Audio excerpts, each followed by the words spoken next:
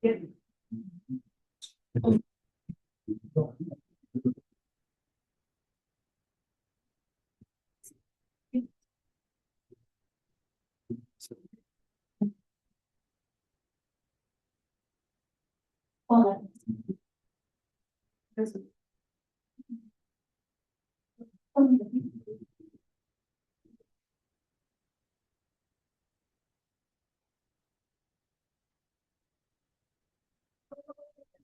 es?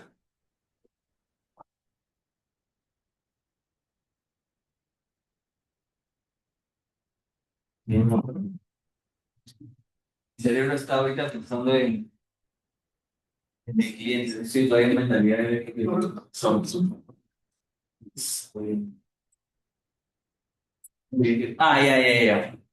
He subido una lectura sobre los principios registrales del notario Algo Loli. González Loli. ¿Ya? Esa lectura va a entrar de todas maneras al examen del próximo viernes. Es una lectura que los profesores de sociedades, específicamente el coordinador de Derecho de Sociedades, Alonso Morales, ha pedido a todos los profesores de Economía Luz que o sea, tienen que saber el tema de principios registrales, porque los profesores se han quejado de que llegan a, a sociedades y no tienen base, porque el curso de registral creo que al final de su carrera. Seguro. Yo me acuerdo que lo llevé, creo que en décimo ciclo, décimo primer ciclo. Creo que estamos nuevos, cualquiera de sus libros. En realidad debería estar un poco antes, ¿no? Porque ¿quiénes acá practican? ¿Y ya han tenido algún tipo de encuentro con registros públicos o no? ¿En qué estás practicando, Andrea? Arbitraje, Cuba, la otra Andrea. Litigios y arbitraje, claro. ¿Alguien más practicado o no? ¿En qué, perdón? No, yo en laboral. Laboral, sí. Claro, ahí vas a ver más Sunafil. ¿Nadie practica en comercial? Corporativo, civil, contratos.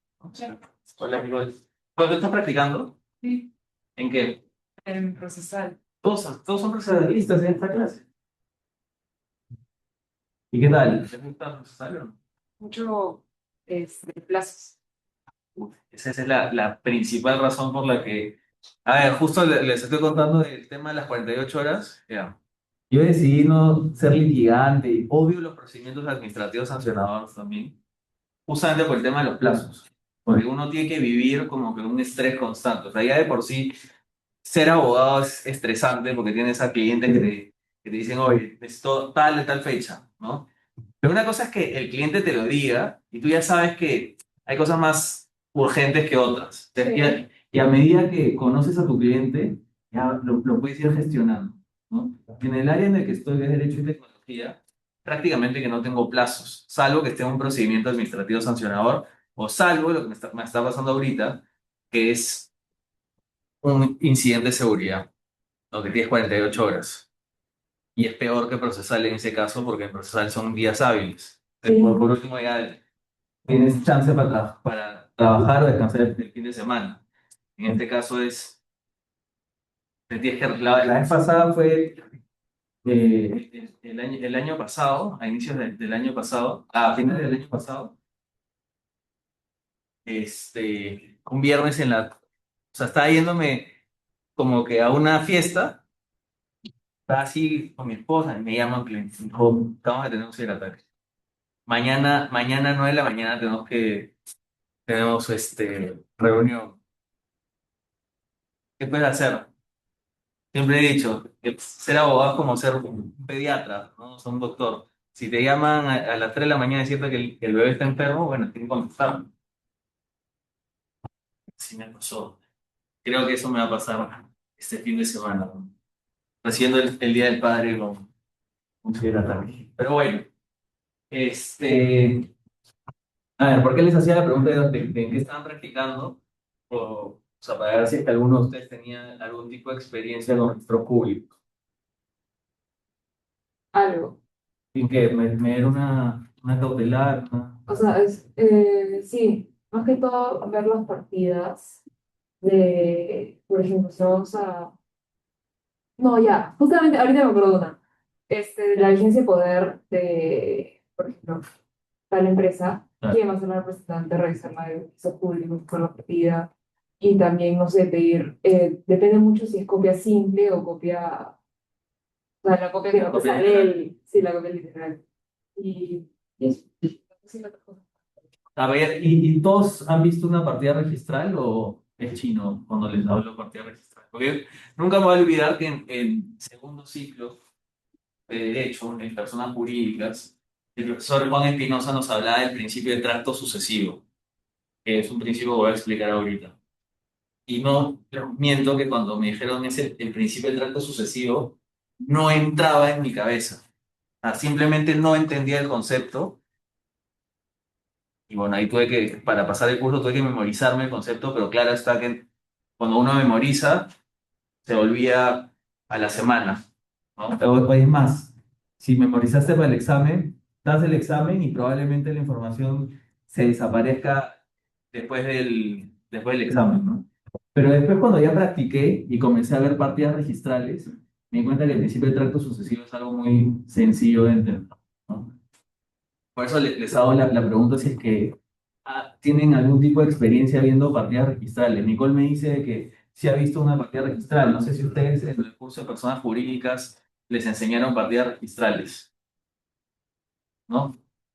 Nunca han visto en reales. Sí, hubo partido. Ok. Y ahí, por ejemplo, en reales, ¿cómo sería el principio de tracto sucesivo? Pues les tengo que haber explicado esto. Para la cadena de transferencias. Es una cadena Tiene de que ser válido transferencias. si la persona que transfiere tiene el derecho. De las votaciones. Sí, transferencias. ¿Tienes el arrastre? No, que no encontraba estacionamiento, después no podía estacionar, casi me pongo. Perdón. Veo por tu. Sí, no es competitiva. Y eso, oye, es un tema terrible, el tema del estacionamiento. Antes venía con 5 minutos de anticipación y estaba tranquilo, ahora tengo que venir con 40 minutos, 20 minutos de estacionamiento y 20 minutos subir el ascensor. Pero bueno, vamos principio por principio, ¿verdad? En mi examen de grado, la única pregunta que no contesté y un principio. Ya lo superé. A ver, ¿qué es registros públicos? ¿Para qué sirven registros públicos? ¿Cuál es la finalidad de SUNAT?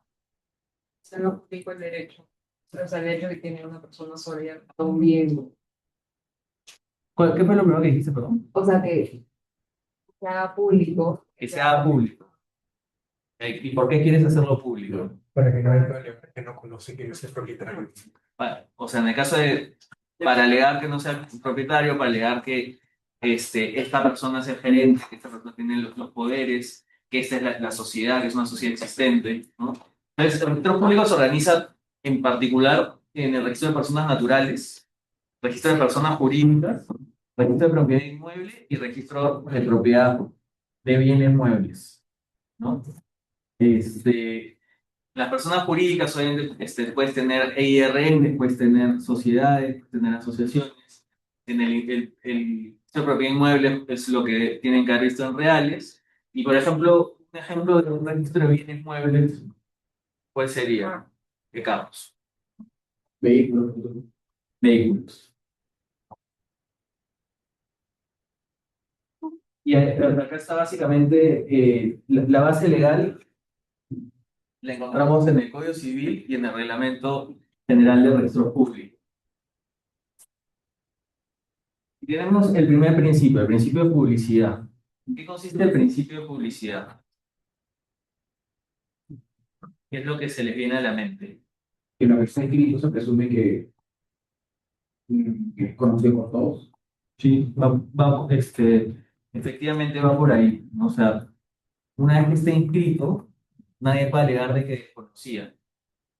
A ver, lo cierto es que nadie, normalmente, no es que tengas en tu mente la partida 37, 15, 42, 13, obviamente no la tienes en la mente, pero como ya está en registros públicos y todo el mundo puede acceder a la partida registral, se presume que como acto de diligencia, lo primero que tienes que ver es, oye, ¿está inscrito el inmueble? O sea, por eso cuando vas a comprar una propiedad, lo que tienes que ver es oye, el que me está vendiendo es quien aparece en registros públicos, ¿no? Ya, y eso cómo lo traen, por ejemplo, a temas comerciales. Cuando hay un contrato, ¿qué es lo primero que tendrían que ver? ¿Alguna vez han visto un contrato? O sea, como la parte de identificación de las partes. Y en la parte de identificación de las partes, normalmente dicen representado por fulanito Pérez, con DNI y tal. ¿Qué es lo que tendrían que ustedes como abogados ver? O sea, que tiene la vigencia, o sea, Puede ser inscrito. que tiene Si poder. el que tiene el poder, ¿no? Y si el que está inscrito, si aparece, ¿no? Entonces, y yo podría después decir, uy, no sabía. No, justamente por el principio de publicidad material, ¿no? Y el principio de publicidad formal, básicamente garantiza que toda persona puede acceder al conocimiento efectivo del contenido de las partidas registrales y en general obtener información al archivo registral. Eh,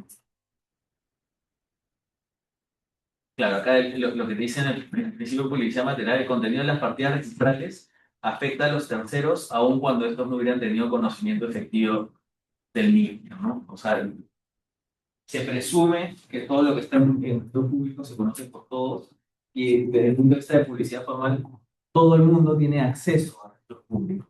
Por algo se llama registros públicos. ¿Cuál sería un registro privado en derecho societario?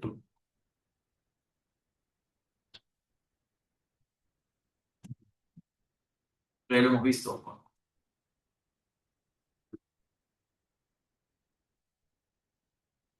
Porque todo el mundo me mira, cada vez que hago contacto visual con algunos Tiene varias portales, acciones. mira, Varias acciones. el libro Matrícula de Acciones es un registro privado donde se inscribe qué cosa,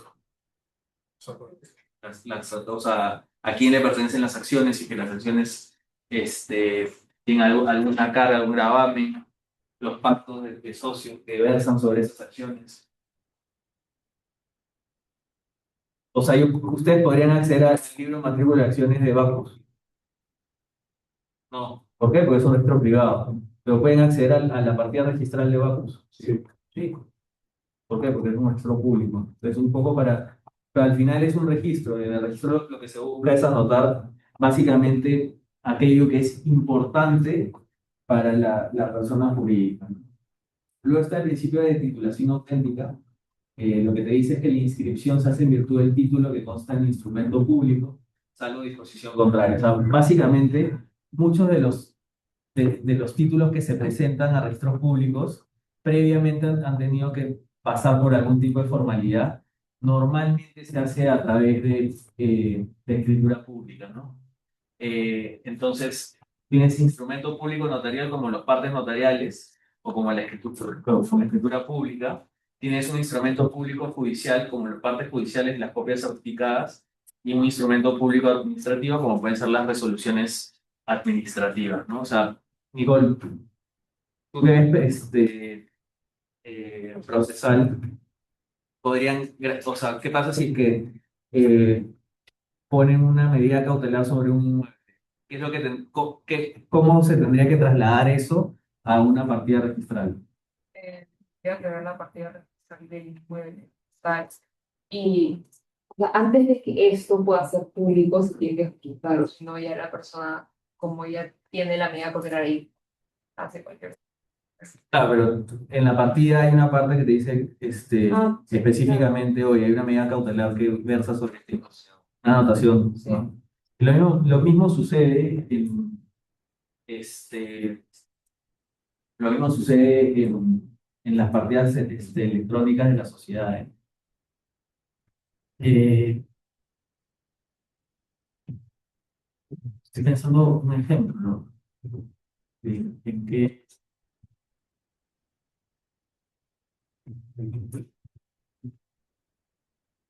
Déjame publicar uno.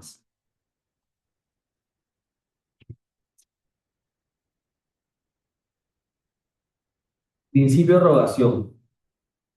¿A qué le suena este principio? Que estás rogando, que el interesado debe testificar. O sea, básicamente es eso, ¿no? Que esa solicitud de alguien que, o sea, el registro público no actúa de oficio, el registro público no es que te va a decir, oye, Florencia, por si acaso voy inscribir tu inmueble porque quiero formalizar a todo el mundo. No te va a decir, oye, voy a verificar que tengas poderes y yo mismo te lo voy a inscribir. No es así. O sea, es a solicitud de parte. O sea, tú como particular tienes que pedirle a registros públicos que lo anoten. Eso es lo que significa el principio de rogación. Según este principio, las inscripciones se realizan a solicitud de parte y debe comprender a todos los actos contenidos en el título, salvo reserva expresa o desistimiento parcial o total. Sin embargo, también procede efectuar inscripciones de oficio en caso de rectificación de oficio. Cuando ves que hay un error material por parte del mismo registro público, ¿no? Pero esa es la excepción a la regla. Cuando hay normalmente una rectificación en una partida registral. DNI puede ser. Puede ser, imagínate, tú pones, oye, gerente general Nicole Barkley con DNI tal y termina en 6 y se puso un 7, ¿no? O pusieron a Rafael, ¿cuántas Fs tiene tu? Dos. Tiene 2, Sí. ya te lo ponen con una F. Después puede ser de que el mismo registrador chequee. Normalmente no pasa eso, ¿verdad? Normalmente no es que haya de oficio. Normalmente se tiene que pedir inclusive la rectificación. Pero si es que ellos mismos se dan cuenta del error, se rectifica de oficio. Normalmente es por un error material. Pero la regla general es, oye, para que aparezcan registros públicos, el particular tiene que hacer esa solicitud, ¿no? Y acá, por ejemplo, este es lo que no sé si es que yo hace tiempo que no hago ningún trámite de registros públicos, pero antes por lo menos te ibas a registros públicos Ahora es virtual. ahora es virtual, imagino. Pero te piden casi que lo Sí, mismo. te piden lo mismo. Y básicamente, por ejemplo, artículo 421, una vez efectuada la distribución de la red social de la inscripción, la solicitud se expresa mediante recursos firmados por los liquidadores. Acá lo que te están diciendo es que para liquidar una sociedad tiene que haber una solicitud. Y después cuando se inscribe esto por documento con firma legalizada, se inscribe la extinción de la sociedad. Para que suceda esto, es de que hubo una petición por parte de una de las partes. ¿Qué significa principio de especialidad? Que cada persona tiene, o cada bien, tiene como una. Tu propia partida. Exacto. Ya, o sea, si yo tengo mi partida de sociedad, imaginemos, Copa del Mundo SAC, que se dedica, no sé, a distribuir pelota de fútbol, esa va a tener una partida registrada donde se van a anotar prácticamente qué cosas se anotan en una partida registral de una sociedad. Podría ser el caso de una hipoteca. Es un inmueble o una hipoteca, pero una persona jurídica, el acto de constitución, por ejemplo, los poderes, el régimen de poderes, ¿qué más?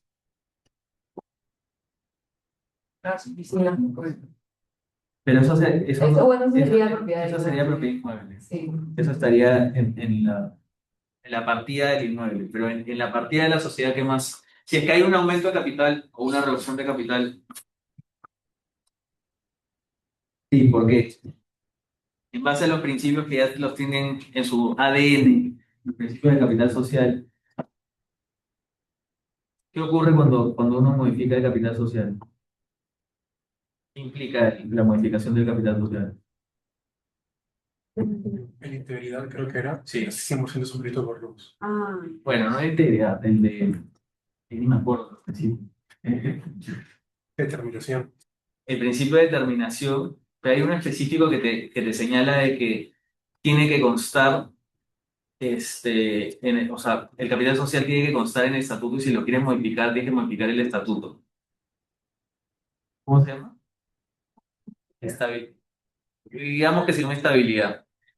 Ojo, si ustedes me explican en el examen el principio sin tener como que el nombre en particular, o sea, tiene unos puntos.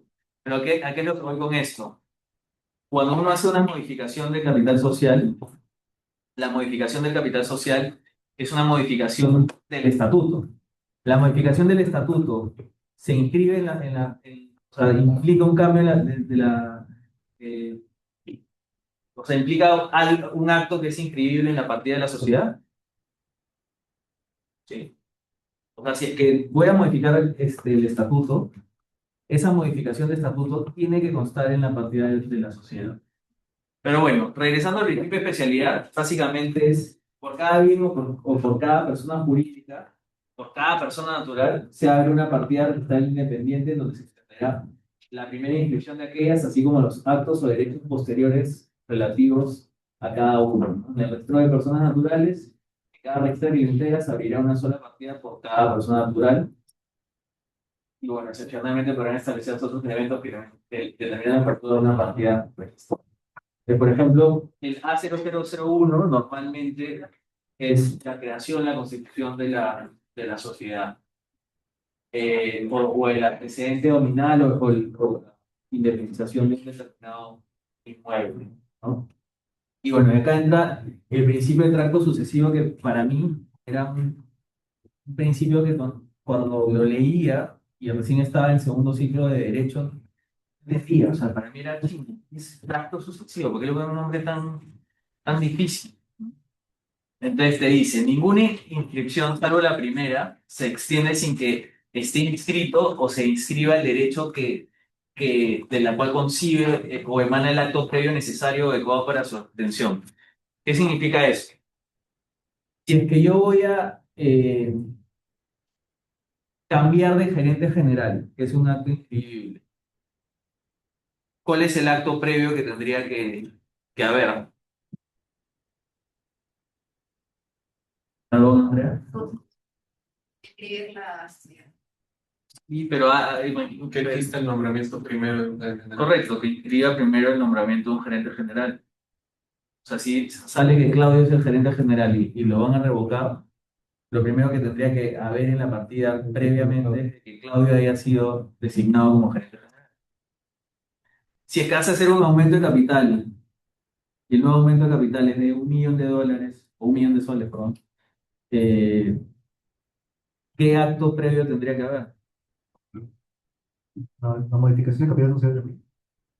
O sea, tendrías que tener toda la historia del capital social, ¿no? O sea, se constituyó normalmente con 1.000 soles, después hubo un aumento de capital a 300.000 soles y después de 300.000 a 1.000.000. O sea, la partida registral te tiene que contar la historia, ¿no? Sí. Profe, ¿y ahí es independiente? O, por ejemplo, en el caso del aumento del capital social, siempre nos tenemos que remitir a la constitución de la empresa o a la creación. No a la creación, sino porque pueden haber, imagínate, una sociedad que tiene 30 años puede haber tenido 15 aumentos de capital. O sea, el más reciente. Sí, siempre te remites a la más reciente. Pero igual, la partida registral de la sociedad te tiene que contar toda la historia. De hecho, cuando uno hace un due diligence a nivel societario, comienzas a analizar punto por punto, ¿no? Ya, aumentos de capital o reducciones de capital también puede ser. Ver como que régimen de poderes. No, es poco común que a veces se hayan revocado poderes a la mayoría de personas y te das cuenta que una persona de hace 15 años sigue teniendo poderes inscritos en registros públicos, porque nunca se revocó correctamente. Pero bueno, sí queda claro lo que es tracto sucesivo.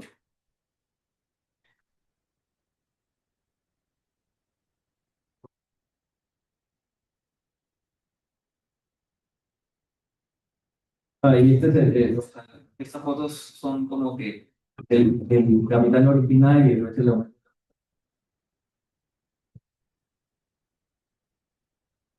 Ok, ¿a qué se refiere el principio de legalidad?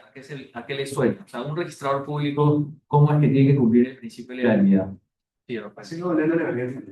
Haciendo valer la legalidad. ¿Cómo haces valer la legalidad del título? Tienes que corroborar, pues eso. O sea, efectivamente, tienes que corroborar que el título cumpla con lo exigido por la ley. O sea, hablábamos una junta general de accionistas que se toma una decisión de, por ejemplo, hacer el aumento de capital. ¿Qué pasa si es que no una convocatoria adecuada? El registrador podría observar eso, ¿correcto? Y esa observación la haría por principio de legalidad porque no se cumplió con acreditar que se llevó a cabo una convocatoria debida, ¿no? ¿O qué pasa si es que se votó un asunto trascendental con un quórum de 50%? Habría también un problema, ¿no es cierto? Ya, el registrador puede decir, oye, para este acuerdo trascendental, como fue en primera convocatoria, no es que se necesite 50% del quórum, sino que necesitas el 67%. Entonces, básicamente, los registradores califican la legalidad del título en cuya virtud se solicita la inscripción y tiene un aspecto formal y sustantivo. Lo sustantivo es que corresponde al registrador verificar que el acto o contrato es válido y este aspecto de la relevancia toda vez que un inscrito del derecho, una vez inscrito el derecho que emana el título, adquiere una protección especial que es la oponibilidad ante terceros, ¿no? O sea, una vez que ya está ahí, el título se presume válido, ¿no? El aspecto formal es que debe como que cumplir con todas las solemnidades que establece ya sea el Código Civil, la Ley General de Sociedades, etcétera, ¿no? La calificación comprende también la verificación de los obstáculos que podrían emanar de las partidas registrales y la condición de inscribible el acto o derecho, ¿no? Se realiza sobre la base del título presentado a la partida o partida vinculada directamente.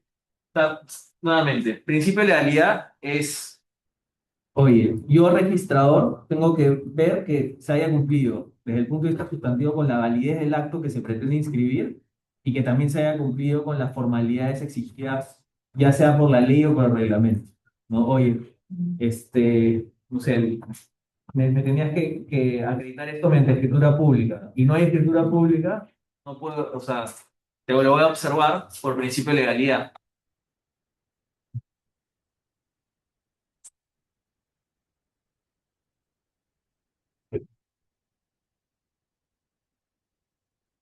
Ya, por ejemplo, si es que haces un aumento de capital, en este ejemplo, si es que haces un aumento de capital eh, por bienes y no insertas como que el informe del gerente general, el registrador puede observar, ¿no? Y luego tienes el principio de prioridad, o sea, que se divide entre prioridad preferente y prioridad excluyente. Sí. Por ejemplo, una sociedad pasó de que lo había especificado. Lo habían falsificado. La señora era la única heredera, pero en la vida real se tenía hijos. Entonces, el registrador no lo observó. ¿Qué se podía hacer en este caso? Porque Puede pedir la nulidad del título. había repercusiones para la señora. Porque el señor mayoría tiene casi 30 años. Pero ella lo falsificó. Pagó, ¿O qué cosa? pagó para que el registrador no. O sea, sí, pues es un delito. Obviamente tiene corrupción. O sea, el hecho de que mientras tengas mayor de 18 años,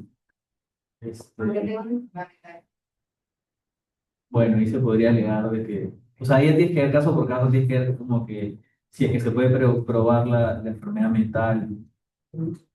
eh, pero en principio, por más de que, o sea, igual es un acto, imagínate que no sea nulo, puede ser un acto anulable, ¿no? Porque lo hizo una persona. O sea, pero bueno, el hecho de que haya pagado ya de por sí deslegitimiza porque hay un acto de corrupción ahí de cohecho. Hay un montón de factores como para poder pedir la nulidad de eso. Bueno, principio de prioridad. La prioridad en el tiempo de la inscripción determina la preferencia de los derechos que otorga el registro, ¿no?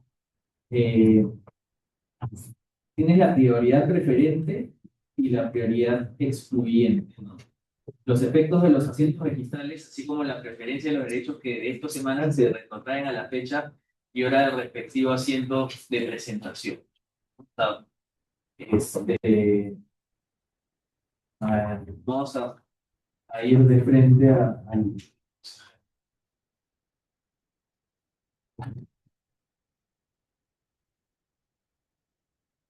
Por ejemplo, si es que tienes en una partida de una sociedad embargo sobre las acciones, ¿no? Aunque en realidad ahí hay un error, o debería ser embargo sobre participaciones porque el tema de las acciones no se inscribe en registros públicos, así que eso lo va a corregir. Eh, pero imagino que estemos hablando de una sociedad comercial, donde las participaciones sí son parte de los actos inscribibles y versan embargo sobre las participaciones.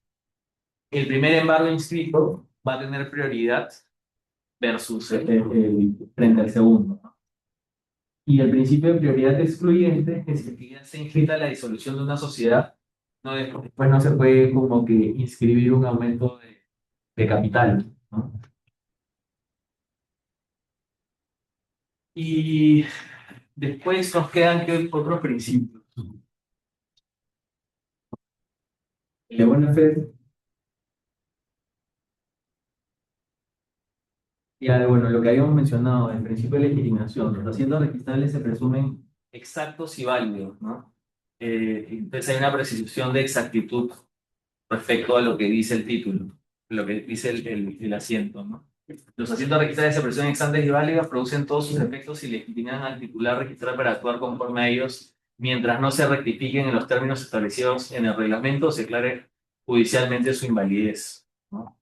O sea, mientras no se declare inválido, por ejemplo, la sucesión intestada, como que comienza a surgir efecto.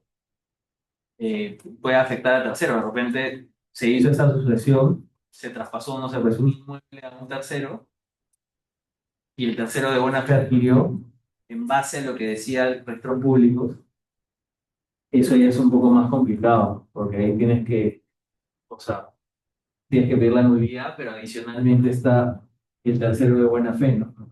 Y lo que te dice la fe pública registrar es que la inexactitud de los asientos registrales por nulidad, anulación, resolución o revisión del acto que los origina no perjudicará al tercero registral que a título oneroso, de repente en el caso de una sucesión, claro, que fue a título gratuito, sí se podría retrotraer, pero si es que esa persona vendió y hay un título oneroso en la segunda transferencia.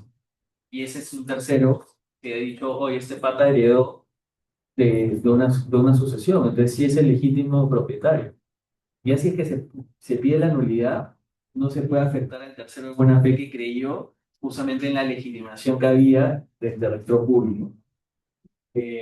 Este principio consiste en que cualquier tercero de buena fe que adquiera un derecho de aquel que ostenta la legitimación dispositiva de acuerdo a lo publicado por el registro, esto es el que contrata sobre la base de lo que proclama el asiento registral, será protegido una vez que se inscriba su derecho, manteniendo su adquisición, aunque luego resulte que aquel que se encontraba legitimado registralmente en realidad nunca lo estuvo.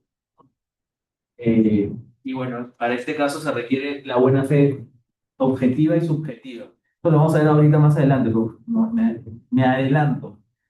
¿Qué es la buena fe? No conocer el problema. O sea, es básicamente presumir que un acto es válido, que no es... Presumir que es un acto válido. O sea, no, Sí. O sea, es el desconocimiento de que existe, Desconocimiento, la buena fe es desconocimiento. o sea, Yo lo veo como la actuación diligente y que sigue el derecho. Actuación diligente que se debería, esa sería la buena fe objetiva. Y la subjetiva, La subjetiva creería yo que es la presunción de que todo acto realizado en este caso es que no es una presunción.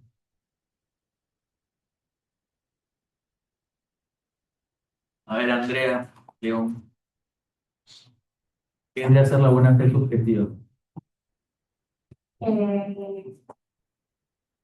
sí, subjetiva viene de sustento, creo que es, bueno, Sí, va por ahí.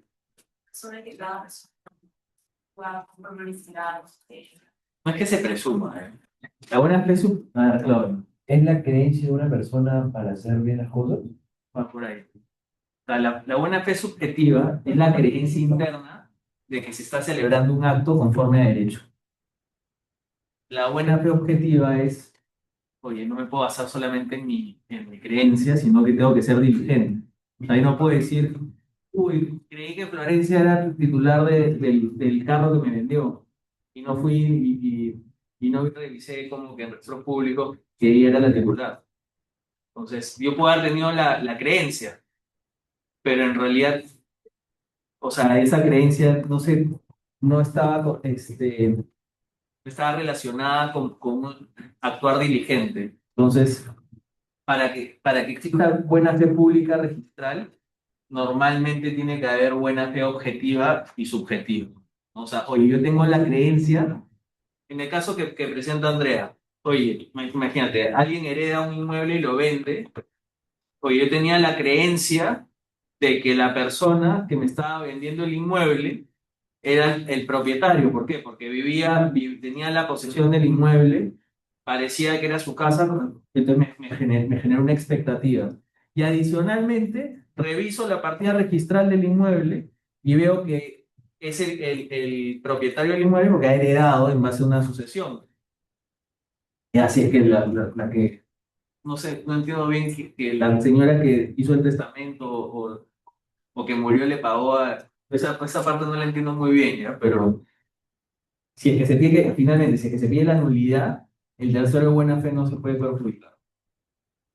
Y es eso. Y acá está el resumen de todos los principios. Lean la lectura, por favor. Sí. Profe, ¿puede poner otro principio, otro ejemplo sobre el principio de la titulación auténtica?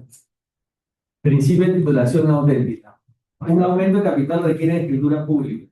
No basta con presentar como que simplemente en la Junta General de Accionistas donde se acuerda el aumento de capital. O sea, tienes que pasar por la escritura. Es eso, ¿no? O sea, imagínate, a nivel no societario, sino a nivel de derechos reales. ¿Desde cuándo uno se vuelve propietario de un inmueble? ¿Cuándo aparece? No, Por contrato. por la sola voluntad de enajenar, con título y modo. Entonces, desde que yo celebro un contrato, yo ya soy propietario. Pero ¿qué es lo que te dice el registro? O sea, ¿qué es lo que te dice registros públicos para poder inscribir un inmueble en una partida? O mejor dicho, para inscribir la transferencia del inmueble en una partida. Tiene que constar en qué instrumento. En escritura pública. O sea, yo no puedo presentar la minuta de compraventa. Yo tengo que elevar la escritura pública para que esa escritura pública conste como la titulación auténtica que se requiere para poder hacer esa inscripción. Es eso, ¿verdad? O sea, básicamente la titulación auténtica está muy relacionado con el principio de legalidad, ¿no? Solamente se pueden inscribir los documentos que cumplen con las formalidades exigidas por ley. Entonces,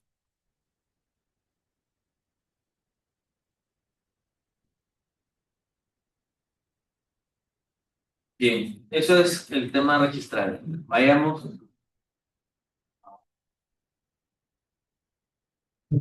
Sí, Analizando el siguiente viernes central lo que da ruta este día. hasta el lunes. Pero Sí. Estoy metiendo así plan como. Lo que más va a entrar es startups, porque es lo que más hemos visto. Pero hay núcleos de protección, startups. Les estoy diciendo de que los profesores de sociedades me han dicho de que esta lectura de González Loli es obligatoria, que va a entrar. ¿Esa entra en esta o entra en el final? No, en este.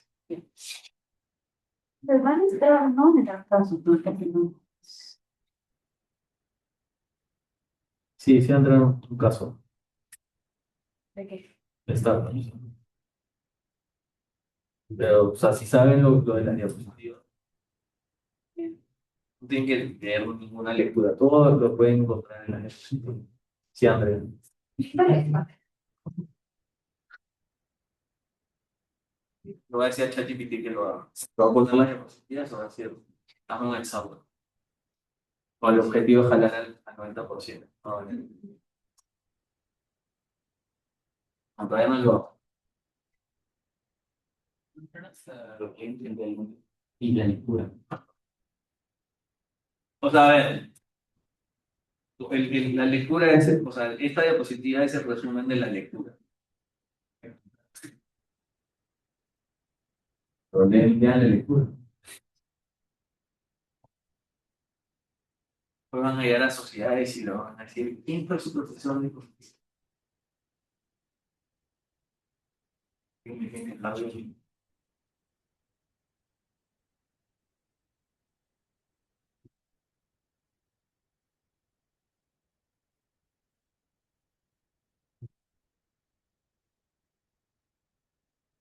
A ver, esto ya lo deben estar viendo en la obligación. ¿Cuáles son las fuentes de las obligaciones? ¿Y qué otra fuente? La ley. La ley. No, de hecho, se dice que la ley es la fuente más importante. Se llama fuente de obligación al hecho que produce la obligación. La fuerza vinculante de la obligación debe encontrarse siempre en la ley. ¿Por qué? O sea, por qué una obligación tiene que terminar como que al final en una ley?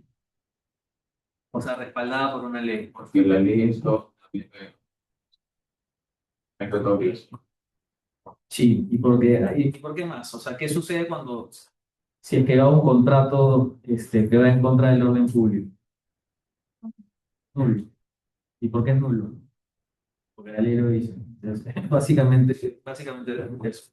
Entonces, claro, la autonomía privada te permite pactar obligaciones que nacen de un contrato. Por eso se dice que el contrato es una fuente de obligaciones. Pero si es que esta fuente de obligaciones, denominada contrato, va en contra de la ley, se va a caer por un tema de nulidad. Por eso siempre se dice que indirectamente la ley es o sea, toda fuente de obligaciones se sustenta en la ley, ¿no? ¿Qué otras fuentes de obligaciones hay? Aparte del contrato y de parte de la ley. Nicole, tú que eres procesalista. Profe, pero también puedo decir algo de obligaciones que me aprecio. La verdad. Pero De las esta parte, esta es la parte más fácil de obligaciones. Estoy diciendo lo de que me calcules intereses moratorios. Dios, no, no, no. No, pero es como que no lo vamos a ver, ya. No, pero mira, siempre le digo, la parte buena de obligaciones es de que una vez que pasas ese curso y sabes que no vas a ver algo tan difícil en tu carrera. O sea, lo bueno de obligaciones es cuando terminas. Bueno, Ok. yo sé que otras fuentes el enriquecimiento sin causa. Pasa de la fuente de obligación.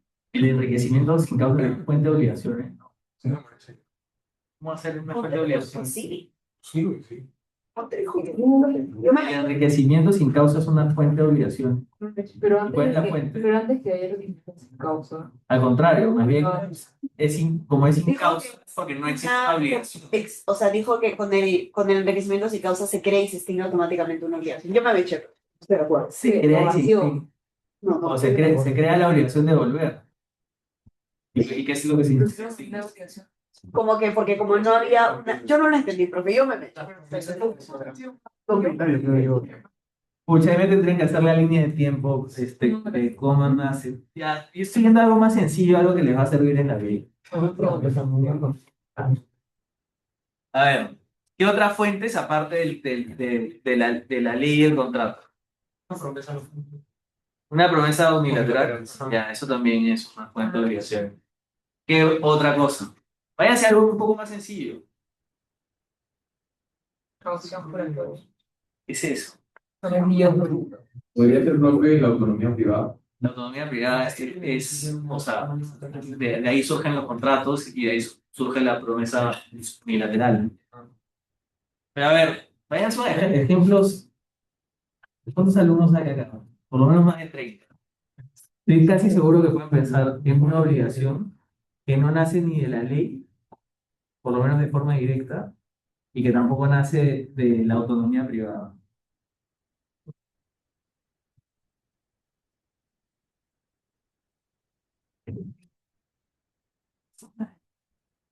A ver, facilito, ¿ah? ¿Qué pasa si es que Indecopy sanción te dice, oye, tienes que pagar una multa Eso de... me dice. No. Indecopy te dice, oye, hiciste publicidad engañosa. Tienes que pagar 400 suites. ¿Eso es una obligación o no? Sí. Entonces, ¿de dónde nace esa obligación? Del mandato administrativo. Si es que fuese un juez el que impone algo, Ah, bueno, publicidad. sería un mandato judicial. Eso no necesita, o sea, nuevamente, derecho es lógica. Estas cosas las puedes saber sin ser abogado. ¿De dónde nacen las obligaciones? Pues, obviamente la ley, el contrato. Si es que el Estado me impone una multa, ahí hay una obligación. Si es que el Poder Judicial me dice que tengo que hacer algo, eso también es una obligación. Eso lo podrían responder sin haber llevado obligaciones. ¿Cuál es el problema? Por eso no me gusta mucho. Están tan metidos en la teoría y aprenderse la teoría ecléctica de no sé qué cosa. Que a ustedes ya no les hacen leer doctrina. ¿No? Montero no lo hace Tenemos que empezar. Está bueno. ¿Nunca han visto una teoría ecléctica? Me suena que lo he leído. O sea, normalmente la teoría ecléctica es que tiene la teoría A, la teoría B y la teoría ecléctica es como que la... Ya, tipo que tienes A, B y la de Mix, crédito el es el A con B, el ya. mix es el Pero no lo hemos visto con eso. Bueno, a mí me mandaban las lecturas así con esa... O sea, siempre decía la teoría ecléctica. ¿Cuándo usar la teoría ecléctica? Pero le encantaba eso, ¿no? Ese sí. Bueno, el tema está en que, ¿qué es lo que normalmente sucede? Esto me contó mi papá cuando una vez llegó aquí decepcionado a su clase de sus alumnos de laboral, y yo estaba todavía en el colegio, y me dijo, Alejandro, ¿cuál es la diferencia eh, entre un trabajador del régimen público y un trabajador del régimen privado? Les doy la pregunta, ¿cuál es la diferencia? Y uno trabaja para la empresa, trabaja para el Estado. ¿De acuerdo? O sea, es así de sencillo. Pero dicen que cuando llegan al examen oral, la gente queda así petrificada.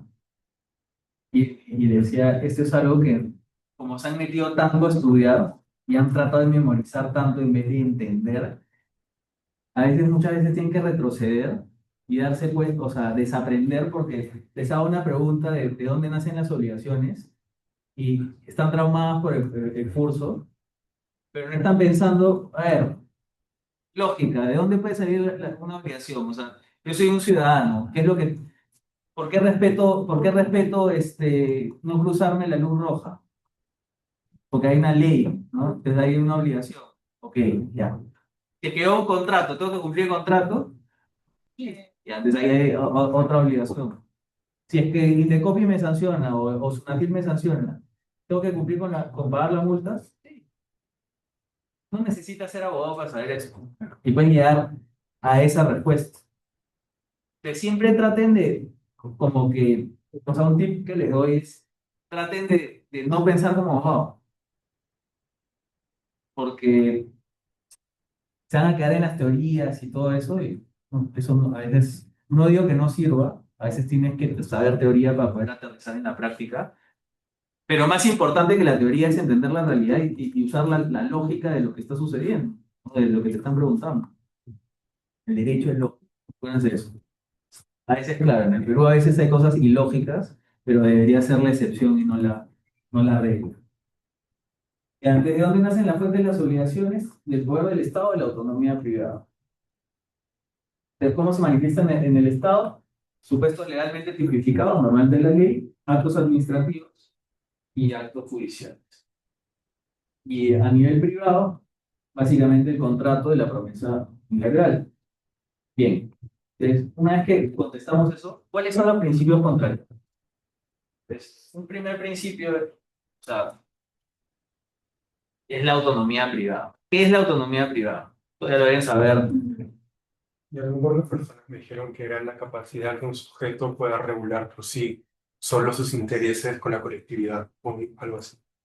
O algo así. Está por ahí. Dilo con tu palabra, dilo con tu palabra. Es, o sea, La autonomía privada es básicamente la voluntad que tiene un sujeto de cierta forma autorregularse, es decir, decidir sus propios comportamientos, pero tiene que hacerlo de acuerdo a los límites de la autonomía privada, que son básicamente estas restricciones. ¿Cuál es el límite de la autonomía privada? La ley y las buenas costumbres del hombre. Entonces es así, o sea, la autonomía privada es la prerrogativa, la facultad que tiene un individuo particular de poder afectar por sí mismo su esfera jurídica. La autonomía privada es el poder de autorregulación que un individuo tiene sobre su propia esfera jurídica. ¿Y cómo se manifiesta la autonomía privada? La libertad de contratar y la libertad contractual. ¿Cuál es la diferencia entre la libertad de contratar y la libertad contractual? Está ahí, o sea, lo pueden leer. Es libertad de contratar, elegir con quién yo quiero contratar y la libertad contractual es la manera en la, o sea, después del contenido del contrato. Ok. Es eso en realidad. O sea, por ejemplo, libertad de contratar es, oye, quiero celebrar un contrato con Andrés, ¿no? O con Rafael. Y libertad contractual es, en mi contrato voy a negociar el precio, las formas de pago, si es que incorpora una cláusula de memoria automática, si es que cuáles son las causales de resolución, las penalidades, la cláusula de protección de datos, en fin, todo lo que puedes agregarle al contenido del contrato. Pero bueno, se dice de que la autonomía privada, que el contrato como tal, está en crisis.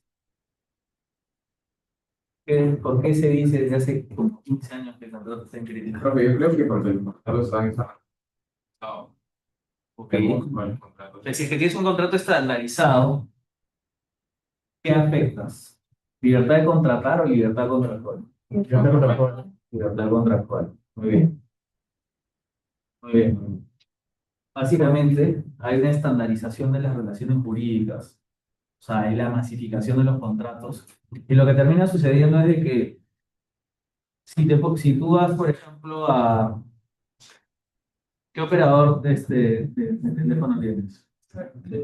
Movistar, claro. ¿Algunos de ustedes han negociado con Movistar o Claro los términos y condiciones? No. A nivel de Internet, ¿ustedes han negociado con Instagram como que los términos y condiciones de su página web? Pues tienes, o sea, contratos masificados donde tú simplemente tienes una opción. O no tienes el servicio, o lo tienes, pero tienes que aceptar todos los términos. ¿Sí? Incluso a veces nos vemos perjudicados, ¿no? Te comenté un caso, creo que se suscribió a Disney y creo que sufrió un accidente. No, su esposa se intoxicó en Disney Springs, que es como el bulevar de Disney, con un restaurante. Le mandaron a Disney porque pues, me intoxiqué, se murió mi esposa, pero como yo había suscrito Disney Plus, y nosotros también, o sea, los que tenemos Disney Plus, para el Mundial, tenemos una cláusula parecida, ¿no? Eso en el Perú, por ejemplo, es una cláusula abusiva que simplemente se entendería como no puesto. Sí. Regresando al tema de la pena pasada, pero entonces como ciudadanos, ¿cómo podemos oponernos? ¿No? A estos contratos abusivos de vez en cuando, que son extremadamente largos o que lo hacen por cumplir realmente la norma. ¿Cómo hacer para poder reclamar eso? Si es que es en otro país, ¿verdad? Asumir. Mira cómo se meten a mis clases de Derecho y Tecnología, es toda una clase. Pero justamente uno de los grandes problemas que hay en Internet es cómo resuelves controversias, ¿no? Normalmente, yo les he contado mi historia de Airbnb. Bueno, como me fui de maestría, eh, o sea, tú te vas de maestría y tienes que buscar como que un departamento, un lugar donde vivir.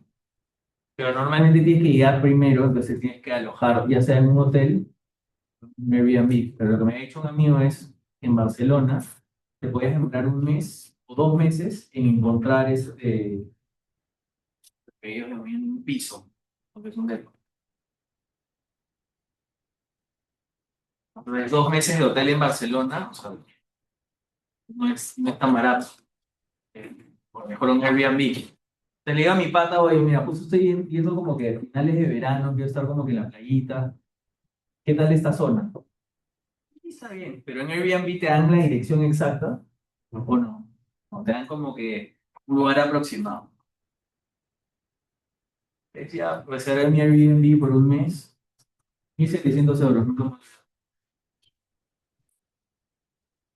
Y yendo de Madrid o sea, yendo de mi hotel en Madrid a Barcelona para ir al aeropuerto, me quedé hablando con un taxista que era hincha de Real Madrid. Y el pata, buenísima gente. Y estaba triste porque justo Cristiano Ronaldo se había quitado del Madrid. Y nos quedamos hablando así. Y como que hubo buena onda, ¿no? Y me dijo, oye, ¿y en qué lugar en Barcelona te estás quedando? Saco mi impresión de Airbnb y me dijo, un lugar que se llama La Mina. Pues el pata frenó en seco, o sea, frenó tan en seco que me fui contra el asiento y volteé y me dijo, La Mina. Pucha, me volteo con mi esposa y ¿qué es esto, sabes? Y le digo, sí. Y me dice, ese es uno de los 10 barrios más conflictivos en toda España. Tú no puedes entrar ahí. Y dije, ¿le creo al taxista o le creo a mi pata que supuestamente me ha dicho que la zona en que estaba, llamo a mi pata y digo, compadre, como que, acaban de decir que estoy en la mina, en una zona. ¿La mina? A ver, mándame tu reserva, se la mando al toque. No voy a llamar, nunca me voy a estar allá en el aeropuerto. Me llama y me dice, "Colo, ya, zafa, no vayas, no vayas". Y claro, o sea, supuestamente la descripción era como que un lugar en la Barceloneta, como que un lugar tranquilo, no sé qué. Que me dije, no puedo ir, tengo que cancelar. Y me quedé hablando con la anfitriona y me dijo, no, tú no puedes cancelar, como que ya me has reservado todo un mes. Le digo, mira, pero yo te puedo pagar aunque sea, si quieres 15 días. O sea, devuelve la plata de 15 días, no es como que. Dijo, no, si quieres quéjate, quéjate con Airbnb. Pues, o sea, leo los términos y condiciones de Airbnb y si es que quería como que presentar un reclamo, lo que sea, y ese era un tema de controversia porque justo le estaba cancelando, o sea, algo que sí era cierto que le estaba cancelando el mismo día, ¿no? Entonces ahí tenía las de perder. Pero si es que quería una controversia, la controversia se solucionaba en Holanda, o Países Bajos, como se dice. Es que hacía, o sea, podía ir a Países Bajos y tenía que contratar que un abogado, ¿cuánto me iba a salir? Como que prácticamente me salía más de 1.700 euros. Y era plata. Y ahí te das cuenta que muchas veces los términos y condiciones no te protegen. Y así te protegieran, así tengas la posibilidad de reclamar, a veces pagar por tu derecho te sale más caro que lo que. O sea, de repente ahí me tenían que pagar costas y cosas. Y si no me pagaban, ¿qué hacía? O sea, porque Airbnb me decía, sí, devuelven la plata. Y si no me devolvían la plata, ¿qué podía hacer? Pues, gracias a Dios encontré como que un depa a los 3 días de- pero nunca me olvidaré de esa historia porque, o sea, me acuerdo digo, ¿qué hacemos? Como que ya mi pana decía, ya, por último se quedan conmigo en mi casa, ¿no? Su depa era, o sea, no entrábamos. Pero bueno, y por lo que me pregunta es, ¿qué se puede hacer? A veces tienes que asumir los riesgos. O sea, todo el mundo, todos nosotros asumimos un riesgo, pero no leemos los términos y condiciones de las plataformas digitales en las que estamos. O sea, ustedes saben de que todas las fotos que están en Instagram, ustedes les dan una licencia de uso a Meta y que las pueden usar. De repente un día se van a un trip en Vietnam y se encuentran una foto de ustedes en una pancarta. Podría pasar. Ha pasado. Y cuando dicen, ¿y cómo así estoy acá? Porque no leí las letras chiquitas o porque simplemente acerté. Sí. Y cosa también que me gusta mucho, me acuerdo que Google Fotos hasta 2019, 2020 fue, que te dejaban almacenar fotos de manera gratuita, totalmente gratis, pero claro, o sea, lo que decían los términos y condiciones era que tú les pedías las fotos a Google, y que no eran realmente No es tuyas. gratis. Nunca nada es gratis. Si es que es gratis, ¿por qué es gratis? Porque otros se dinero por eso. Porque tú eres la mercancía que están comercializando. Claro, y o sea, precisamente de ahí salen las imágenes, los modelos de inteligencia artificial que usa Google, como Nano Banana, justamente esas imágenes que tienen recolectadas como base, Claro. para crear más imágenes. Pero bueno, o sea, y ese es un tema, yo creo que esa es una de las partes de por qué se dice que el contrato está en crisis, porque realmente hay autonomía privada o simplemente hay una imposición de mercado.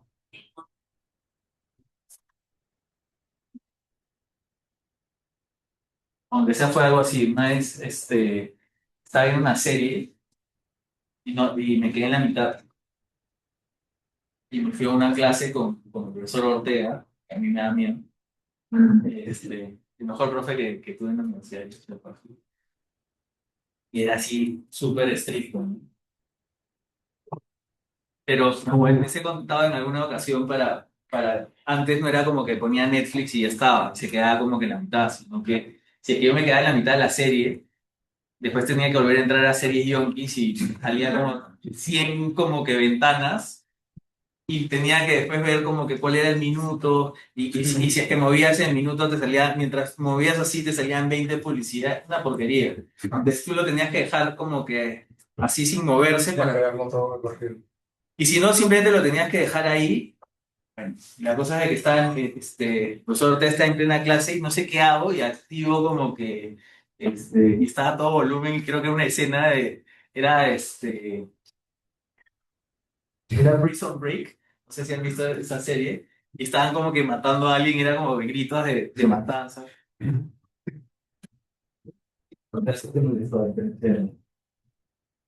Bueno, entonces estamos como que en una época en que prácticamente no podemos negociar ningún tipo de contrato.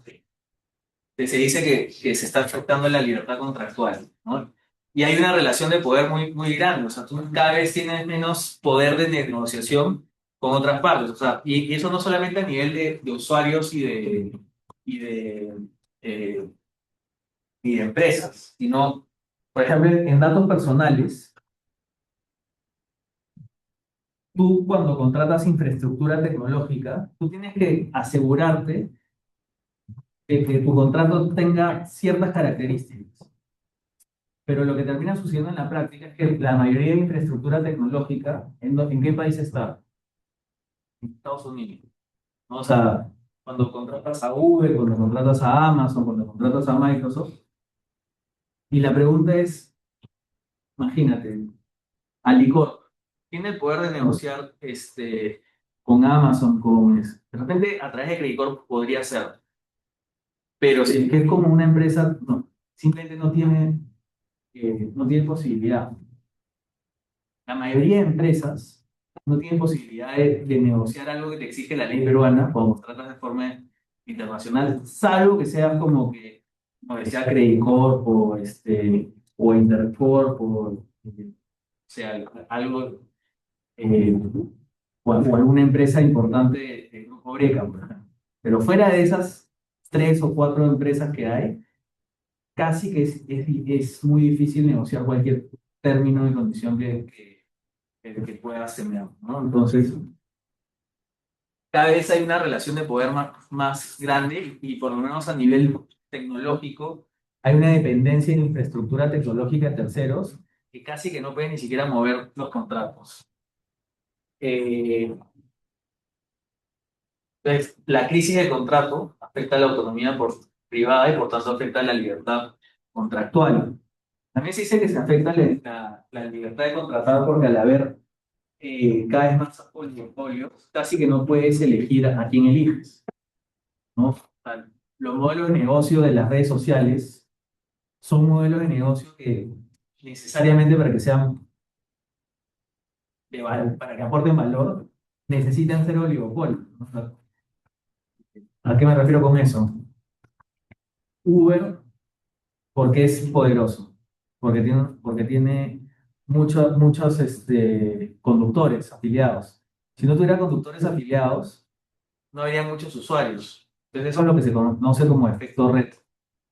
Si es que cuando tú tienes una plataforma, una economía de plataformas, si es que de un lado no tienes como que oferta o no tienes demanda, si es que no tienes suficiente oferta, no va a haber demanda. Si es que no hay demanda, tampoco va a haber oferta.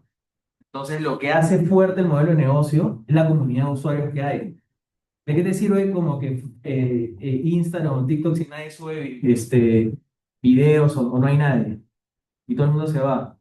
Si todo el mundo, si es que masivamente aparece una nueva aplicación, lo más probable es que el 90% se mueva a la nueva aplicación, porque ya pierde valor. Entonces, ¿qué es lo que termina sucediendo? De que muchos de esos modelos como tal son oligopolios o cuasi monopolios. Y por consiguiente, tampoco es que tengan mucha facultad de decidir con quién contrato. O sea, por ejemplo, aparte de Instagram y TikTok, ¿qué más hay? Twitter. Ya, Twitter. Pero WhatsApp es una red social. Facebook ya fue. Yo nunca pensé que Facebook. ¿Alguno de ustedes usa Snapchat o no? No, yo no. Pero sí usted hace, o sea, Pero sé que en Europa, por ejemplo, En Estados Unidos. sí. O sea, por ejemplo, mis sobrinos que viven en Europa, o sea, me dicen, yo solamente uso Snapchat y WhatsApp, nada más. Ok. Pero sí, es así. Pero bueno, o sea, me acuerdo que hubo una época en mi vida que dije Facebook jamás va a desaparecer. Bueno, no es que haya desaparecido, pero donde mi mamá y mis tíos lo usan. Sí. Profe, justo con lo que decía ahí, usted nos comentó, creo que en la clase pasada o en una clase de círculo, que los smart contracts están un poco en desuso. ¿Es realmente cierto o cómo está funcionando a día de hoy? Ya. A ver, un smart contract es un contrato que tiene una característica que es un contrato escrito en código y que se autoejecuta. El tema está de que, no te digo que esté en desuso, pero presenta tantos problemas porque necesitas a un programador que haga o sea, el código, y no hay muchos abogados que puedan como que entender el lenguaje de programación. Tú no te vas a sentar a negociar un supercontrato en smart contract, porque si pasa algo, vas a necesitar contratar a un ingeniero y un abogado para que te resuelvan el problema. No digo que no vaya a... O sea, el concepto de smart contract me parece interesante. No sé si es que en el futuro próximo vaya a haber muchos casos de uso. Eso es lo que... O sea, hace unos años cuando comencé a enseñar, de hecho vamos a tener al final, va a ser como una mini clase de smart contract. Cuando recién comencé a dictar, decía, este tema es el futuro. Cada vez lo veo menos. Un poco como el metaverso, ¿no? O sea, pensaba de que ya para el próximo año todos íbamos a estar con nuestros lentes de realidad aumentada, virtual, y que la próxima red social iba a ser como que metaverso, ¿no? Al final creo que o sea, o sea, Facebook se cambió su nombre corporativo a Meta justamente porque tenía mucha esperanza en el metaverso. Al final, supongo que no sé en qué ha quedado eso. Hasta ahorita no veo ningún tema sobre el metaverso. Sobre el metaverso, lo que he visto funciona bastante en entretenimiento. Tema Roblox, Fortnite, todo ese estilo. Pero después, tipo, socialmente, como Facebook, no funciona. Porque es muy complicado, no es accesible. Tienes que tener las gafas, tienes que gastar mucho dinero para poder hacer simples como hablar. Claro, y aparte, ¿para qué ponerte o sea, gafas para, no sé, pues irte a una fiesta, mejor te vas a una fiesta, pues. O sea, ¿por qué vas a tener? Pero yo creo que en algún momento lo que va a terminar pasando es que los chibolos de 11 12 años que todavía no pueden ir a fiestas van a tener acceso a eso, va a ser mucho más barato. O sea, un lente de realidad virtual no te va a costar $400, te va a costar $10. Va a ser accesible, te lo vas a poner y ahí van a comenzar a seguirse de viaje, por ejemplo. Y estar, o sea, vas a irte a un espacio totalmente distinto con tus amigos en tiempo real. Entonces, a medida que esa generación se vuelva nativa de eso, es de que probablemente vaya a tener un poco más de éxito. Ese es lo que creo que puede pasar. Bien. ¿Qué es la buena fe contractual? Un poco que ya lo habíamos señalado, ¿no? El contrato debe negociarse, celebrarse y ejecutarse según las reglas de la buena fe y la común intención de las partes. Y lo que señalaba es que hay una buena fe subjetiva y objetiva. La subjetiva se considera la convicción interna que se está actuando correctamente. Es lo que se conoce como buena fe creencia. Básicamente es que las partes actúen sin dolo, ¿ya? Y la objetiva se considera como un estándar de diligencia, ¿no? Se caracteriza por el comportamiento correcto del sujeto que es percibido por la contraparte, o sea, una buena fe de lealtad, de probidad y de comportamiento, de ser diligente. Y siempre hay como que o sea, se decía de que dependiendo del íter contractual, el íter contractual es el camino del contrato, el ciclo de vida de un contrato que nace con las tratativas, con la celebración y con la ejecución. Se decía de que en las tratativas tiene que haber una buena fe objetiva, ¿no? Tiene que haber lealtad, las partes tienen que ser diligentes. En la celebración se toma en cuenta la buena fe subjetiva de la creencia respecto a que la declaración del contrato corresponde a la verdadera voluntad de las partes. Y en la ejecución, nuevamente, al ser ejecuciones concretas, prestaciones concretas, para justamente ver que no hayan lesiones de crédito, se aplica la buena fe objetiva. Desde mi humilde opinión, en realidad, yo creo que en todas las partes del contrato se tiene que aplicar tanto la buena fe subjetiva y la buena fe objetiva. O sea, en ninguna parte del contrato puede haber dolo y en ninguna parte del contrato, del camino del contrato, o sea, puedes actuar negligentemente. Es eso. Ok, ¿qué es el principio de integración contractual?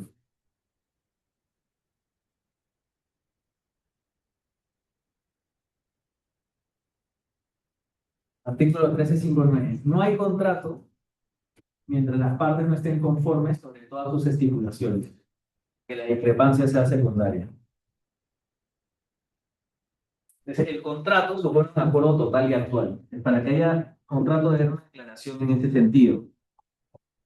El contrato normalmente se forma de una oferta y si esa oferta es aceptada, hay un acuerdo de voluntades y hay un contrato, ¿no?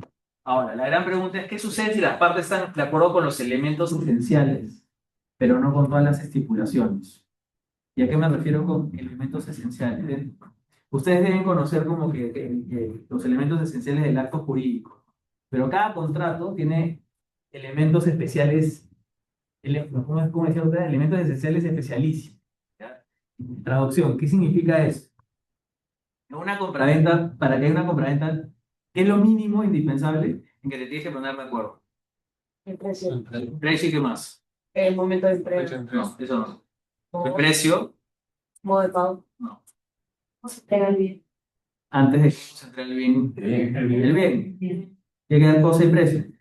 Con esto, o sea, si es que tú me dices, te vendo esto, ya, $400, ya, chévere, ¿ah? Ya, ya está, hay contrato. Ya después, si quieres, decimos, cómo me lo entregas, ¿no? Pero ya con cosa y precio y contrato. Ahora, la pregunta que te dice, ¿qué sucede si es que nos hemos puesto de acuerdo solamente con con el precio, con el objeto de venta? pero no con todas las demás estipulaciones que mencionan el plazo de entrega o la cláusula contractual. ¿Hay contrato o no hay contrato? No hay, ¿no? ¿Por qué? Porque podemos estar de acuerdo, pero tú me dices, ya, pues yo te lo entrego en 3 meses, ¿no? Yo lo necesito hoy día, ¿no? Ahora, si dentro de la oferta están contenidas tan solo los elementos esenciales y hay aceptación, hay contrato. ¿A qué me refiero con eso? Imagínate que yo le lanzo una oferta y la otra persona acepta. ¿Qué pasa si te olvidaste de negociar una cláusula? ¿Hay contrato o no hay contrato? Sí hay, porque ya aceptaste la oferta.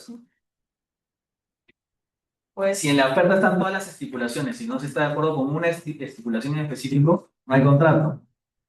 Pero si es que fuiste negligente y te olvidaste de negociar algo y la otra persona aceptó, una vez aceptada y hay contrato. Entonces, el principio de integración es básicamente que el contrato supone un acuerdo total y actual y ese acuerdo va a depender de lo que esté en la oferta contractual. Si es que si es que tú aceptas la oferta contractual, ya hay contrato. Si es que ya, si no aceptas la oferta contractual, o sea, puedes estar de acuerdo con 99 puntos, porque si te falta un punto, todavía no hay contrato, ¿no?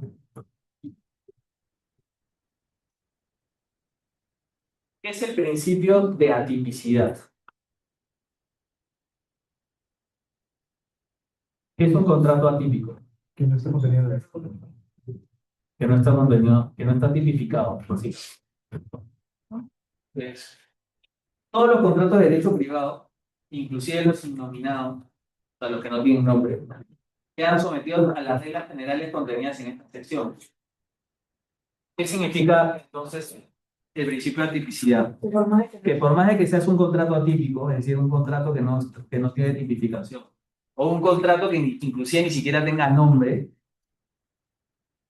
por más de que sea un contrato atípico, se aplican las reglas del Código Civil, ¿no? De lo que corresponde contrato parte general. Eso es lo que te está diciendo el principio de atipicidad. Ahora, ¿qué es un contrato típico?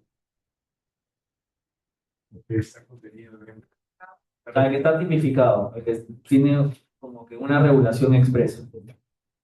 Mi contrato de compraventa, contrato típico, Sí. contrato de alquiler, Sí. contrato de locación de servicios, contrato de consorcio. Sí, ¿dónde está tipificado el contrato de consorcio? Código de La Ley General de Sociedades, pero está tipificado. Ahora, un contrato de franquicia. ¿Es un contrato tipificado o no? ¿O es un contrato típico?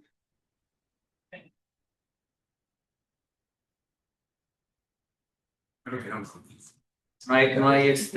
Es un ejemplo de un contrato que tiene nombre. O sea, es un contrato nominado, pero atípico, porque no hay ninguna tipificación. Lo mismo sucede con el contrato de agencia mercantil, por ejemplo. Un contrato, o el contrato de distribución. Son contratos que tienen un nombre. En doctrina puedes encontrar ciertas características, pero no existe una ley que te tipifique como sí sucede con la compraventa, con miento, con la donación. Y bueno, y el contrato innominado será el contrato típico que ni siquiera tiene nombre. O sea, es aquello que parten las partes y ya está. ¿Hasta ahí claro o no? Está sencillito. Y manténganlo así, porque cuando lleguen a contratos, parte general, les van a dar estos mismos principios, pero como que completamente incomplejo, ¿no? Manténganlo así de sencillo, no se complica más que eso. ¿Qué es el principio de relatividad contractual? También los abogados usamos los nombres más. ¿Qué significa relatividad contractual? O sea, el contrato afecta a quien lo hace, ¿no? Correcto. O sea, los contratos solo producen efectos entre las partes que los otorgan y sus herederos, salvo en cuanto a esto si se trata de derechos y obligaciones no transmisión. O sea, si yo soy un artista, tengo el don de hacer una obra de arte y me obligué con alguien a entregar la obra de arte, si que fallezco, no se puede esperar de que los hijos tengan el mismo don artístico. Pero en general, lo que te dice el principio de relatividad contractual es que el contrato solo surte el efecto entre las partes.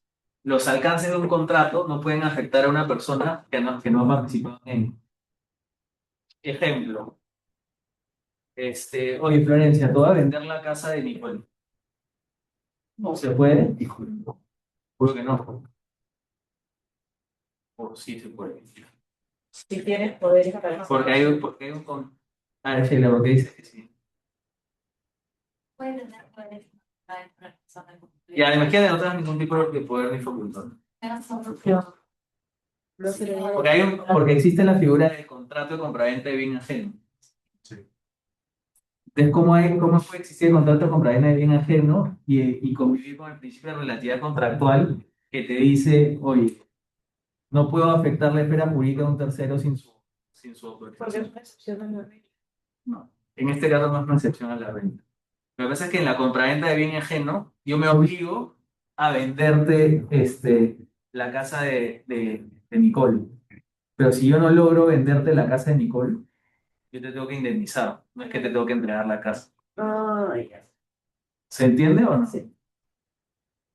O sea, básicamente, eh, no se afecta o sea, no se puede afectar la esfera jurídica de un tercero. O sea, no es que si es que yo vendí, me diste $1.000.000 por la casa de Nicole, no es que después le diga, "Oye, Nicole, tienes que salir de tu casa".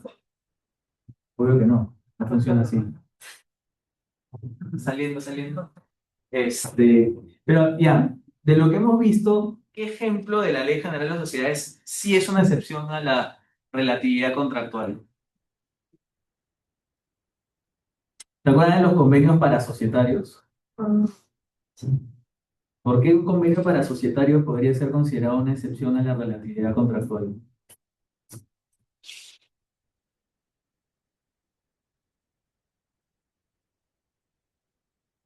Porque puede incluir a terceros. ¿No? ¿A quién la obliga sin que realmente sea parte del convenio? O sea, un contrato para societarios es un contrato entre los accionistas. La primera comunicación social. Exactamente. O sea, si es que yo le comunico a la sociedad la existencia del convenio, la sociedad queda obligada a hacer cumplir el convenio. Por consiguiente, estás afectando la esfera jurídica de una persona jurídica distinta, o sea, de un sujeto de derecho distinto a los accionistas. Esa es una excepción al principio de relatividad contractual. ¿Por qué se permite esa excepción? Porque la misma ley lo establece así. Pero básicamente hay que entender que la regla general es que el contrato solo es un efecto entre las partes y que no puedes afectar esfera jurídica de terceros. La noción de parte contractual no se identifica con una persona en particular ni con el número de personas comprometidas, sino con el centro de imputación, es decir, una posición de interés jurídicamente relevante, o sea, sujeto activo y sujeto pasivo, buena cuenta. Y ahí, por ejemplo, si es que hay una cesión de posición contractual, quien asume la nueva posición asume la obligación. O sea, ahí no es que haya una afectación al principio de relatividad contractual. O sea, se tiene que diferenciar. O sea, para entender este principio, tienes que entender el concepto de parte material. Nicole, tú que eres procesalista, ¿qué es parte material? O sea, los partes que están dentro. Las partes que están dentro de la relación jurídica. Pero ¿qué pasa si es que yo cedo mis derechos en algún momento? Sí. Profe, por ejemplo, en un ejemplo de tributario, Uy, no me no, o sea, no puede funcionar ante terceros la sesión de posición contractual, por ejemplo, ante SUNAT, porque en realidad, por ejemplo, quien tiene que pagar la renta no es la persona a la que se cede los derechos, sino la posición contractual, no es el inocente. No me queda claro tu ejemplo. ¿Y qué tiene que ver con la Respecto a lo que dijo de que O sea, a ver, si es que yo cedo mis derechos, claro, cedo los derechos, pero solo hay un que es una obligación. pero yo puedo tener, o sea, puedo ser un derecho, claro, finalmente yo como contribuyente tengo que pagar. Es más, hasta se podría pactar de que quien adquiere la nueva constitución contractual pague los derechos tributarios, pero si es que no lo pagan, no es que va a ir con el nuevo, sino va a ir de Va con el frente. anterior. Sí.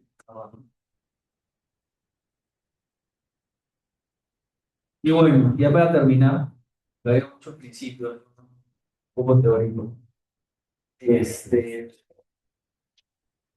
Antes, en el Código de Comercio, existían lo que era la compraventa mercantil, la fianza mercantil. Y el artículo 2112 del Código Civil señala: los contratos de compraventa, permuta, mutuo, depósito y fianza de naturaleza mercantil se rigen por las disposiciones del presente Código. Es decir, el Código de 1984 básicamente deroga todos los contratos mercantiles. ¿Qué significa eso? Que el Código Civil, que antes era un código puramente de derecho civil, termina convirtiéndose en un código de derecho privado. ¿Qué significa derecho privado? Que rige tanto para lo civil como para lo comercial o mercantil.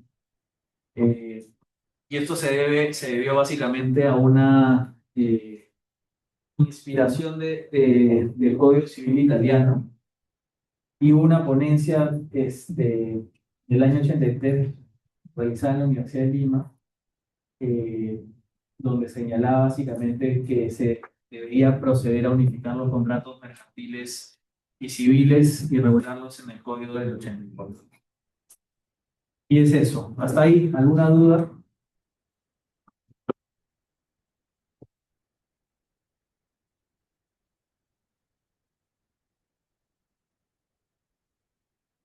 En realidad, si saben eso, van a poder pasar como que la primera parte de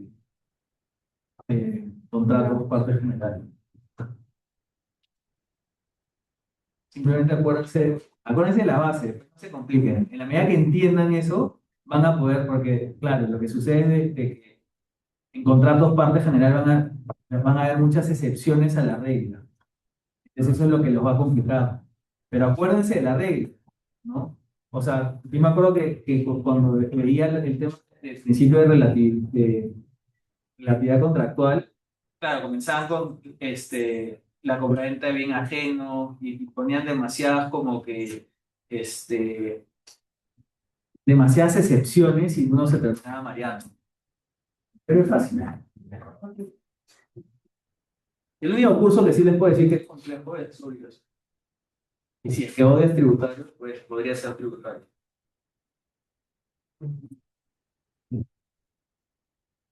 Yo me metí con Miki a tributario, a me tributario. Renuncié a mi chamba para meterme a tributario. Entré a tributario y a los 3 meses tuve que renunciar porque me vendieron, o sea, me engañaron, me estafaron.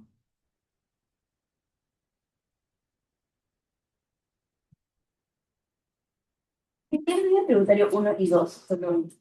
En mi época enseñaba, no sé, el 1 es código tributario. No el dos. No, o sea, a mí me enseñó el 2 que era puesto a la red. Puesto a la red. Que era alucinante. Ese curso me Él encantó. sigue enseñando, pero...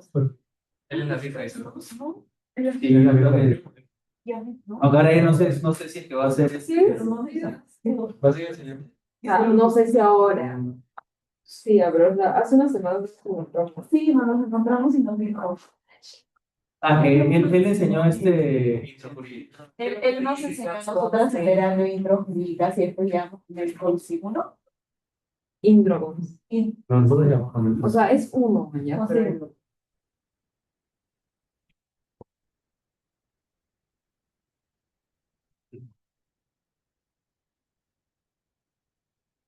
Son les doy el disclaimer que, o sea, ese curso El impuesto a la renta es increíble.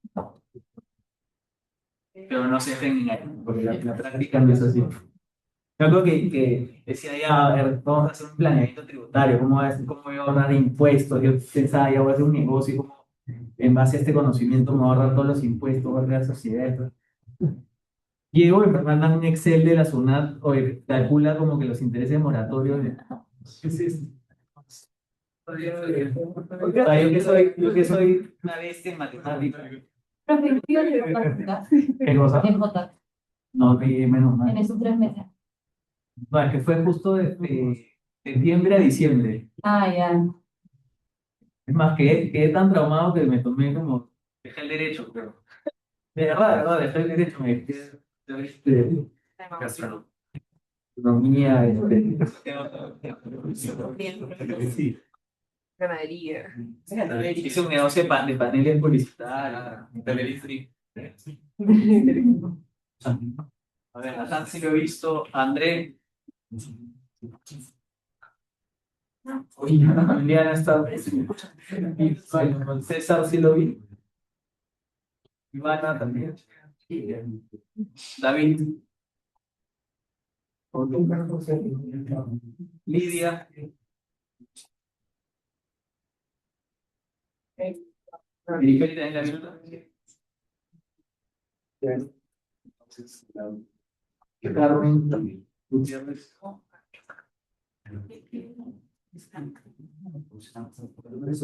Daniela.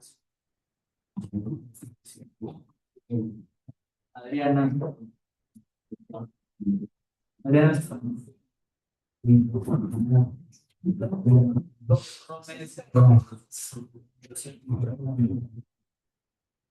Rocio. Jimena.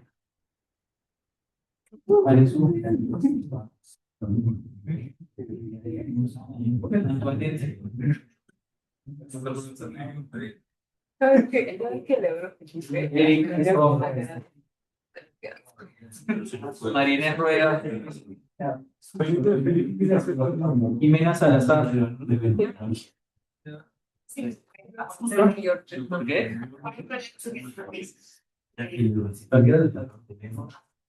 Pero ¿cuánto estuvo? ¿Minutos? Ariana Salazar. Ana Lucía Vargas. Selena. Mía Belis. Sí, pero claro. De que me interrumpió. Vayan a ver a Brasil contra Haití.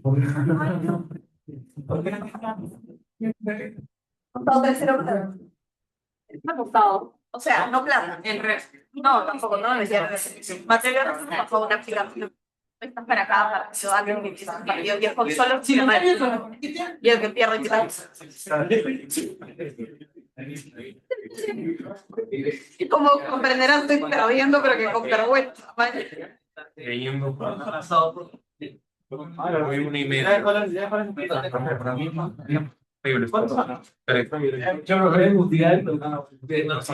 a ir a reclamar mi propia.